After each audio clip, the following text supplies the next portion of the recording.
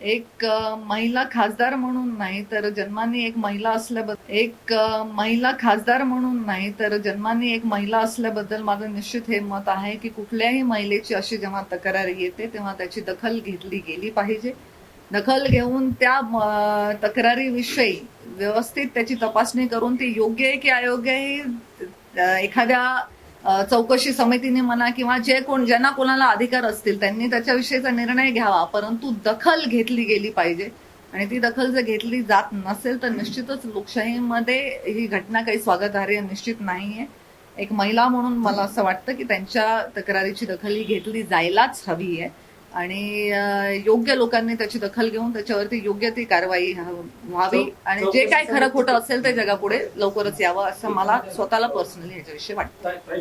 हरियाणा के जो लड़के लड़कियां हैं कितनी मेहनत से ओलंपिक में मेडल जीत के लेके आते हैं, लेकिन जैसे मैंने कल न्यूज़ देखी कि हमारी बहनें साक्षी और विनेश फोगाट अपने मेडल गंगा नदी में बहाने जा रही हैं, तो मेरे को एकदम मोहम्मद अली साहब की याद आ गई। मोहम्मद अली साहब जो एक मशहूर मुक्केबाज रहे हैं जिनको कैसियस क्ले के नाम से जाना जाता है।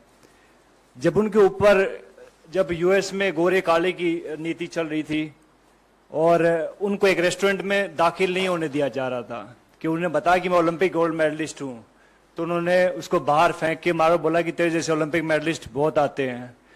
तो इस बात से आहत होके उसने अपना ओलंपिक मेडल ओहियो नदी में फेंक दिया था। उसके बाद जो क्रांति आई थी पूरे यूएस में, और आप देख सकते हैं कि यूएस दुनिया का सबसे नंबर 1 मुल्क है, तो ऐसे लोगों की वजह से वहां के लोगों ने उन लोगों का साथ दिया कि भैया नहीं, रंग भेद नहीं है, हमें नहीं अलाउड है। लेकिन हमारे यहाँ उल्टा होता है।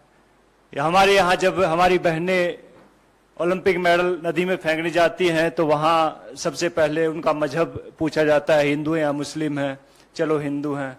फिर उनको कास्ट में बांट दिया जाता है, अच्छा तुम जाट हो, अच्छा ये वो है, ये वो है, ये वो है। तो बहुत सारी चीजें, फिर उसके बाद जो उनकी आईटी सेल एक्टिवेट हो जाती है, फिर बहुत सारे लोग आते हैं कि गंगा, मैंने ट्विटर पे देखा है बिकॉज आईटी सेल की जो टीमें होती हैं कि हम आपको यहाँ प्रभावित नहीं करने देंगे, इससे हमारी गंगा नदी दूषित हो जाती है। तो ये देखकर बहुत दुख होता, बहुत सारे लोगों को नहीं मालूम होता कि ओलंपिक होता क्या है। आप लोगों को भी नहीं मालूम होगा, बहुत सारे नेता लोग हैं उनको भी नहीं मालूम कि ओलंपिक होता क्या है। पहले जहां आप ट्रेनिंग कर रहे होते पहले वहां जीतना पड़ता है, जहां आप अखाड़े होते हैं वहां जीतना पड़ता है, नंबर 1 बनना पड़ता है उस वेट में। फिर जाके आपको डिस्ट्रिक्ट में ट्रायल होती है, लाइक भैया मैं भिवानी का रिप्रेजेंट करता हूं तो मैं यहाँ पे ट्रायल दूंगा, वहां 4-5 अकेडमी और होती है, वहां जीतना पड़ता है।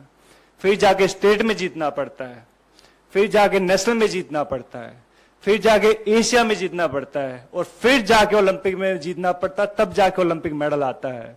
अभी कई लोग गुटखा खा के बात तो कर देते कि ओलंपिक मेडल है, हमारे पैसे भी दो, ये वो दो। तो भैया पहले भी हमने बात कही थी इस बात में कि भैया अगर सरकार चाहेगी तो हम कहते हैं कि वो पैसे भी दे देंगे उनको, अगर ज्यादा इनको दिक्कत है इस चीज से। लेकिन ऐसा बन के दिखाओ, आप ऐसा मेडल लेके दिखाओ, उसके बाद आप बात कीजिएगा। तो बड़ा आसान होता किसी के ऊपर उंगली उठाना। तो बहुत कहते हैं कि दुख होता, हमें बहुत गुस्सा भी आता इस चीज से कि भैया हमारी बहनों का ये हाल इस सरकार ने कर दिया। इससे पहले मैं कई बार सोचता हूं कि अगर कांग्रेस के टाइम पे अगर ये सब चीजें होती तो क्या होता। आपने सवाल पूछे क्या होता। सबसे पहले आई थिंक उसको मिनिस्टर को हटाया जाता, जो भी उसका सदस्य है, जो जहां तक मुझे मेरी सोच है, बिकॉज मैंने राजनीति को जब तक समझ आई है तब तक मैंने बहुत देखा, कांग्रेस को बहुत करीब से देखा है, और अभी मैं बीजेपी को देख रहा हूं तकरीबन 8-9 साल से। तो लेकिन बहुत चेंज है इन दोनों की पॉलिटिक्स में। तो सबसे पहले आई थिंक कांग्रेस उसको निकालते, उसके बाद कहते हैं कि सबसे पहले प्रधानमंत्री या स्पोर्ट्स मिनिस्टर उनसे बात करते, अपनी बहनों से बुलाते कि भैया हाँ दिक्कत क्या हुई, क्या परेशानी है। बहुत सारे लोग कभी कुछ बोलते रहते हैं, लेकिन हम उनके साथ थे, आगे भी हैं और आगे भी रहेंगे। तो मैं चाहूंगा कि विनेश और साक्षी को कहते कि आप लोग सब उनका साथ दें। मीडिया बहुत जरूरी है।